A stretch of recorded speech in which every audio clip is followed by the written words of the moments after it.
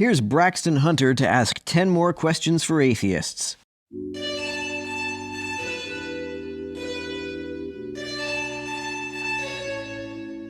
Last year, I made a video, 10 Questions for Atheists. That's in a playlist that has 12 episodes, as I listened to what atheists said and then interacted with that. There were a lot of responses, and I still get responses to this day from that video. Now, admittedly, there were some things in that video that might have been tongue-in-cheek, but I genuinely wanted to hear the answers to those questions. Quite a few atheists seemed to appreciate that I was trying to understand their positions in a greater way, but many still didn't think my questions were genuine. A lot of people also thought that I was too wordy for the question to come out in a precise way. So here I'm asking these questions as simply and concisely as I possibly can and without any snark whatsoever. I genuinely want to know the answers to these questions. Question 1. If you have a deconversion story from any world religion, would you mind sharing that story?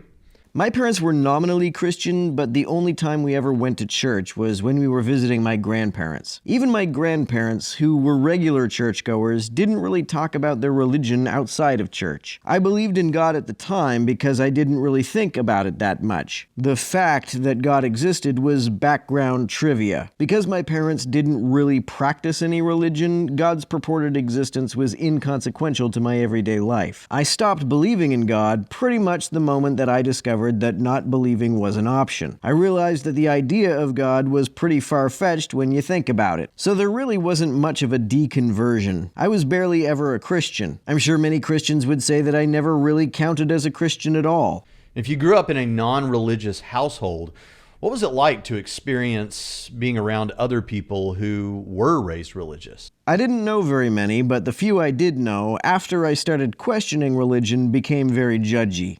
Question number 2.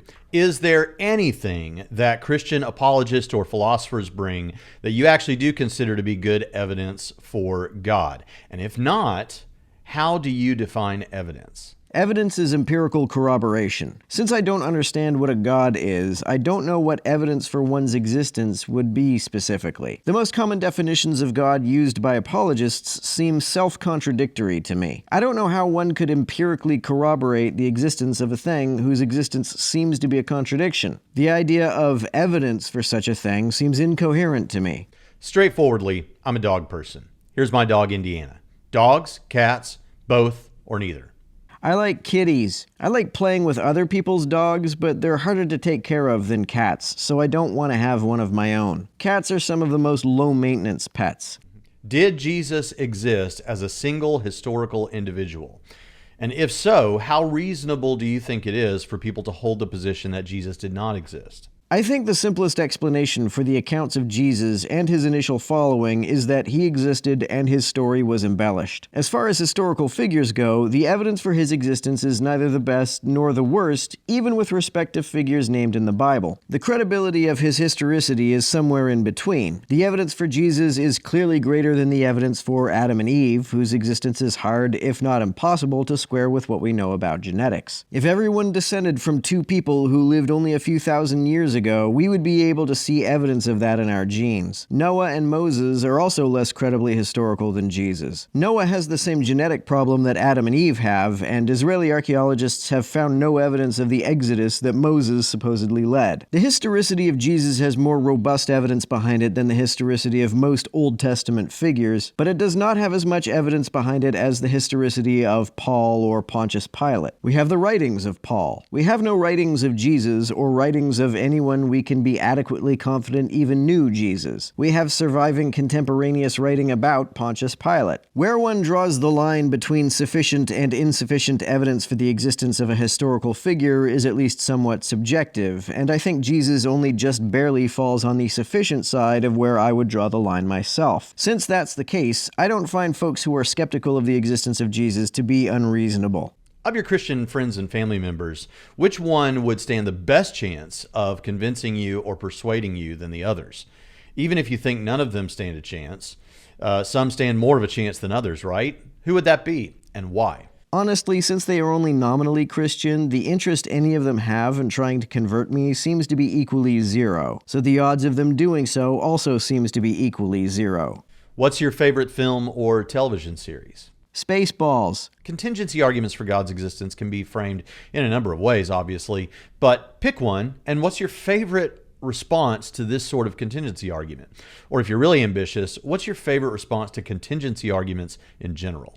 Contingency arguments try to make the case that the universe had to have a cause. The Kalam argument, for example, says that everything which begins to exist has a cause. My favorite response is that nothing that has never not existed needs a cause, regardless of whether it had a beginning. Time, for example, does not need a cause because there was obviously never a time when time did not exist. Time has never not existed. Even if time only stretches backwards a finite extent, probably about 13.7 billion years, there was never a point in that 13.7 billion years when time did not already exist, therefore it does not need a cause to bring it into existence. If something at one time did not exist and then later did exist, it would make sense to ask what caused that change. If no such change took place, then obviously such a change does not need a cause. You don't need to explain a change that never happened. Also, you can't cause something to exist if it already exists, and there was never a time when time did not already exist. God, therefore, could never have created time. Insofar as it is the case that where there is time, there is a universe of some form,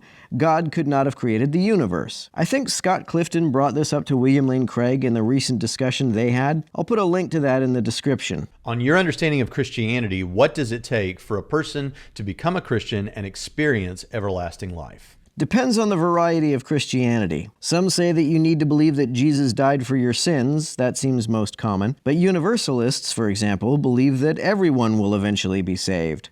Whether you think anything in the Bible is true or not, do you think that the Bible, or any passage in the Bible, seems to teach eternal conscious suffering in hell? Maybe you think it teaches universal ultimate salvation or annihilation, the idea that people will no longer be conscious but will be annihilated and no longer have a conscious experience of anything. And I should say, I'm partly asking that question because a friend of mine, Chris Date at Rethinking Hell, would be happy to have a discussion or a debate on the subject of whether any Bible passage teaches eternal conscious torment. Bart Ehrman published a book about this last year called Heaven and Hell, and in it he maintains that the Bible does not teach eternal conscious torment. Jesus was a Jew, and Judaism doesn't clearly teach that there is any afterlife at all. Jesus himself was likely an apocalypticist. Apocalypticism is the idea that people die, then on Judgment Day, God will raise all the good people from the grave to live forever on earth, and all the bad people will just stay dead. That's what many of the Jews believed who lived in the time and place that Jesus lived. Ehrman explains that apocalypticists believed that those who did God's will would be rewarded at the end, raised from the dead to live forever in a glorious kingdom here on earth. Those opposed to God would be punished by being annihilated out of existence. For Jesus, this was to happen very soon. This seems to have been the conception of the afterlife, if you could call it that, held by the earliest Christians. This seems easier to square with John 3:16, the passage that promises eternal life to those who believe in Jesus. It implies that people who don't believe in Jesus not only fail to get into heaven, but also fail to have any eternal afterlife at all. The idea of a judgment day is hard to square with the idea of the afterlife most contemporary Christians seem to believe in. Christians today seem to believe that you are judged and given your reward or punishment the moment you die. If that's the case, then what happens on Judgment Day? The vast majority of everybody who has ever lived has already died and been judged. Why have a day of judgment that takes place after almost everybody has already been judged? What do you think is the most dangerous or problematic issue that theologically conservative Christians hold to? And I'm talking about an issue or a position, not a person, a movement, or a party.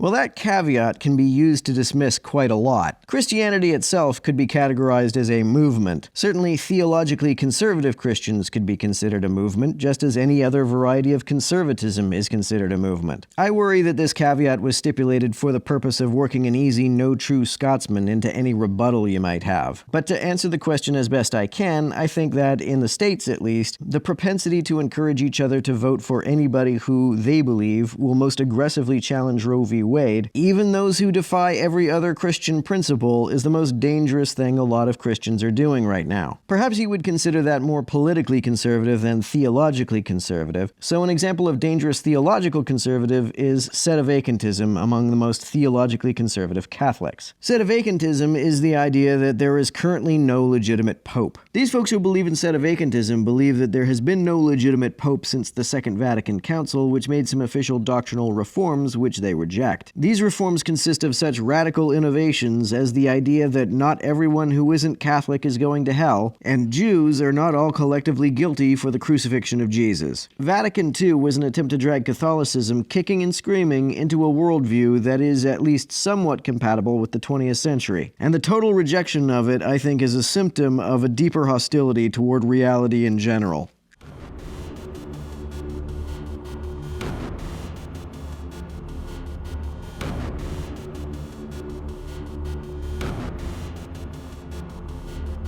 To everyone who helps me out on Patreon, you're a big help. Thanks so much.